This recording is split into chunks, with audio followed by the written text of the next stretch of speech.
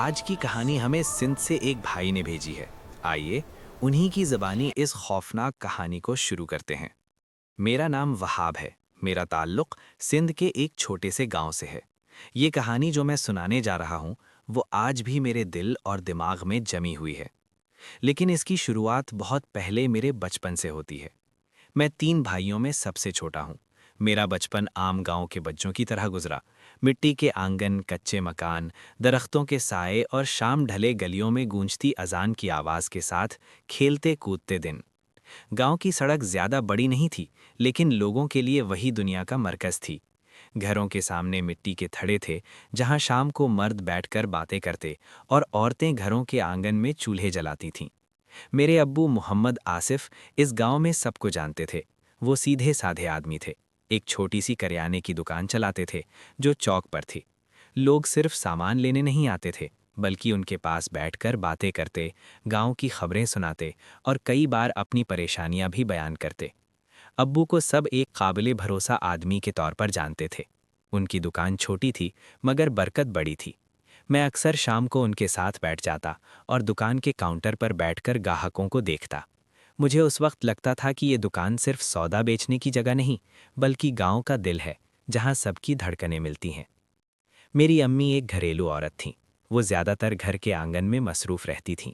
कभी किचन में, कभी मुर्गियों को दाना डालने में, कभी सफाई में। सादा और साबिर, बिल्कुल गांव की आम औरतों की तरह। मेरे दोनों बड़े भाई शादी के बाद अपने अपने घरों में जा बसे थे। वो आते जाते रहते थे, मगर अपनी जिंदगियों में मसरूफ़ हो गए थे। इसलिए अब्बू के बाद असल सहारा सिर्फ अम्मी ही थीं। मैं उस वक्त 12वीं जमात में पढ़ रहा था जब अब्बू का अचानक इंतकाल हो गया। ये हादसा मेरे लिए एक बहुत बड़ा सदमा था। गांव में जब किसी के सर से साया उठ जाता है तो उस घर की रौनक और बुनियाद भी हिल जाती है। अब्बू के जाने के बाद भी यही हुआ। सब कुछ बदल गया। गांव वही था, दिन वही थे, मगर मेरी दुनिया उजड़ गई थी। अम्मी की आंखों में मुस्तकिल उदासी आ गई और मेरे कंधों पर जिम्मेदारी बढ़ गई। सबने कहा कि दुकान बंद न करना, यही तुम्हारा सहारा है। शुरू में मुझे लगा कि पढ़ाई के साथ ये सब कैसे होगा, लेकिन फिर मैंने फैसला किया कि दुकान संभालना ही बेहतर है। मैंने दुकान पर बैठना शुरू कर दिया। शुरू में मुश्किल लगा, मगर आहिस्ता आहिस्ता ये मामूल बन गया। दुकान गांव के किनारे सड़क के पास थी। बाकी दुकानों के पीछे घर थे, मगर मेरी दुकान के पीछे सिर्फ वीरानी थी।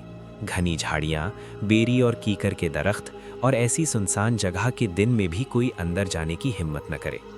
2 साल इसी तरह गुजर गए। जिंदगी आहिस्ता आहिस्ता मामूल पर आ रही थी, मगर मुझे क्या मालूम था कि यही दुकान एक दिन मेरे लिए खौफ का दरवाज़ा बन जाएगी। एक शाम सूरज ढलने के बाद पहली बार वो शख्स मेरी दुकान पर आया।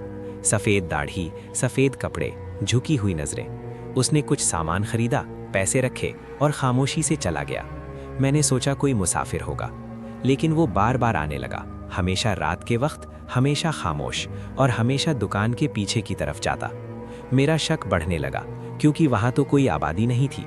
एक रात मैंने पूछा, बाबा आप कहाँ रहते हैं? वो रुका, मगर कुछ न बोला और चला गया। फिर एक रात मैंने उसका पीछा करने का फैसला कर लिया। रात के 9 बज रहे थे। वो आया, सामान लिया और पीछे की तरफ चला गया। मैं भी उसके पीछे निकल पड़ा, बिना टॉर्च चलाए। अंधेरा गहरा था, दिल जोर से धड़क रहा था। वो झाड़ियों में दाखिल हुआ और मैं भी उसके पीछे चला गया। अचानक वो मेरे सामने खड़ा था। उसने पहली बार बात की, मेरे पीछे क्यों आए हो? मैं खामोश रहा। फिर उसने कहा, मैंने तुम्हें नुकसान नहीं पहुंचाया, लेकिन अगर दोबारा मेरा पीछा किया तो तुम खुद जिम्मेदार होगे। मैंने हिम्मत करके पूछा, आप हैं कौन? वो बोला, वो मत पूछो जो तुम सुन नहीं सकते। और फिर वो अंधेरे में गायब हो गया। मैं डर के मारे भागता हुआ गांव पहुंचा। पूरी रात जागता रहा। अगले दिन जब मैंने लोगों को बताया, सब हंस पड़े, किसी ने यकीन न किया। लेकिन एक बूढ़े शख्स ने मुझे बताया कि ये पहली बार नहीं हुआ। कई साल पहले एक फ़कीर यहाँ मरा था। लोग कहते हैं उसकी रूह आज भी वहीं भटकती है। ये सुनकर मेरे रोंगटे खड़े हो गए। उसके बाद वो शख्स कभी नजर न आया, लेकिन आज भी जब मैं रात को दुकान बंद करता हूँ तो दिल में एक अजीब सा खौफ जाग उठता है, जैसे वो अब भी वहीं कहीं मेरा इंतज़ार कर रहा हो। और मैं आज भी सोचता हूँ कि अगर उस रात मैंने उसकी बात ना मानी होती तो शायद आज ये कहानी आपको ना सुना पाता। अल्लाह हाफिज़।